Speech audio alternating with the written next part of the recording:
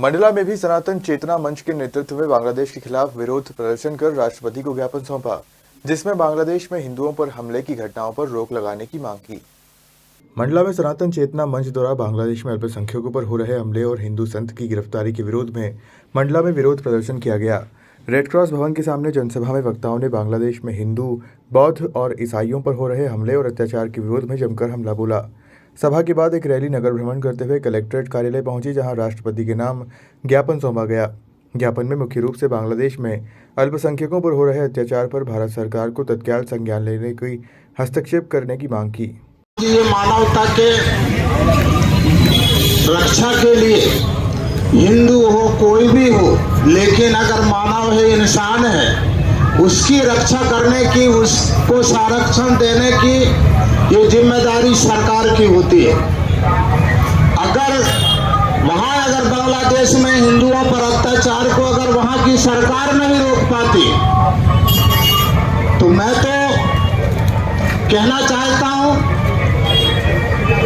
बांग्लादेश की सरकार को चेतावनी देना चाहता हूं, अगर वो हिंदुओं की वहां धर्म की और मानवता की रक्षा के लिए अगर वो अपने संवैधानिक हक का अगर अधिकार का पालन नहीं करती, तो इस मंच के माध्यम से मैं भारत सरकार के महामहिम राष्ट्रपति जी से आग्रह करता हूं, अगर वहां के हिंदू समाज और मानवता की रक्षा अगर नहीं कर पाती वहां की सरकार, तो उन्हें बर्खास्त करके वहां राष्ट्रपति शासन लागू करनी चाहिए। आज की आवश्यकता है, अगर मानवता की रक्षा अगर नहीं कर पाती ये सरकार की जिम्मेदारी होती है।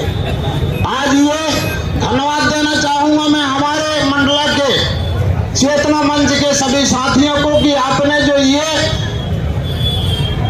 अपने विचार रखने के लिए और राष्ट्रपति जी को ज्ञापन देने के लिए जो आपने ये मंच का कार्यक्रम रखा है, वास्तविक में आज की आवश्यकता है। भाई और बहनों, हम आज इस बांग्लादेश में होने वाले इस अत्याचार का विरोध में हम सभी जो है मिलकर के कलेक्टर महोदय के माध्यम से राष्ट्रपति को हम ज्ञापन सौंपेंगे।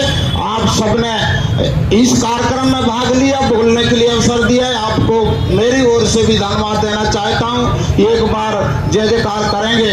भारत माता की, भारत माता की। सभी लोग, इतने जिंदा लोगों को देख करके खुशी हो रही है।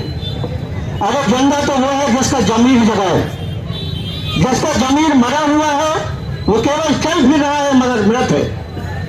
आपने अपने अस्तित्व की रक्षा नहीं की, आपने अपने जमीन की रक्षा नहीं की, तो फिर हर वो व्यक्ति मरा हुआ। मैं तो सोचा था कि हजारों की संख्या यहां होगी।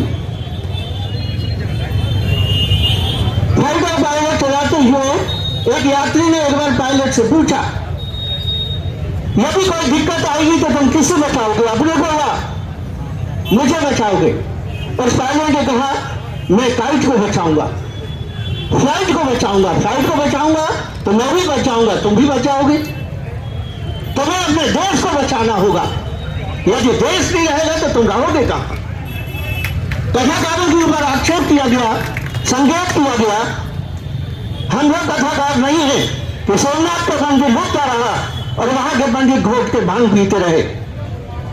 राम ने राज्य छोड़ दिया मगर शस्त्र नहीं छोड़ा। पूरे 33 कोटि देवताओं को देखो, उसके एक हाथ में माला है तो दूसरे हाथ में भाला है। जब तक माला से होगा माला का उपयोग करेंगे और जरूरत पड़ेगी तो भाला उठाएंगे। हम लोग कार बनाना नहीं सिखाते, हम लोग जागना सिखाते हैं। मैं धन्यवाद देता हूं इस सामाजिक चेतना मंच को, तो जागे, और जो जागे हैं दूसरों को जगाएं। देश नहीं रहेगा तो कहां रहोगे? हिंदू समाज के लोग हैं जो बांग्लादेश में कुछ घटनाएं घटित हुई हैं, उसके विरोध में आज ज्ञापन सौंपा है। मूलतः सर क्या मांगे? उनके खिलाफ कार्रवाई की मांग है, तो ये शासन स्तर का मामला है, शासन को प्रेषित कर दिया जाएगा ज्ञापन। बांग्लादेश में अल्पसंख्यकों और हिंदुओं के विरोध में जो अत्याचार हो रहे हैं, उन अत्याचारों के विरोध में मंडला जिले का, मंडला नगर का समूचा हिंदू समाज, सनातन समाज और विभिन्न सामाजिक संगठनों ने आज निर्णय किया कि माननीय राष्ट्रपति महोदया को इस अत्याचार को रोकने के लिए ज्ञापन सौंपा जाए। और उसी के तहत मंडला नगर के तमाम नागरिक बंधु, विभिन्न सामाजिक संगठनों के कार्यकर्ता बंधुओं ने आज एक धरना प्रदर्शन किया और रैली के रूप में आज कलेक्टर महोदय को राष्ट्रपति महोदया के नाम ज्ञापन सौंपा। क्या है मांगे आपकी मुख्यतः? मांगे मुख्य तौर पे हमारी 4 मांगें हमने अभी पढ़ी थी।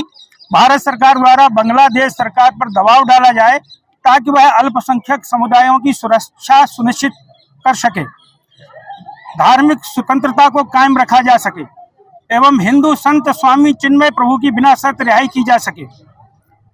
और मांग है संयुक्त राष्ट्र और अंतर्राष्ट्रीय मानवाधिकार संगठनों के माध्यम से बांग्लादेश सरकार को इन अत्याचारों के लिए जवाबदेह ठहरा जाए और अंतर्राष्ट्रीय समुदाय को इस गंभीर मुद्दे की ओर आकर्षित किया जाए।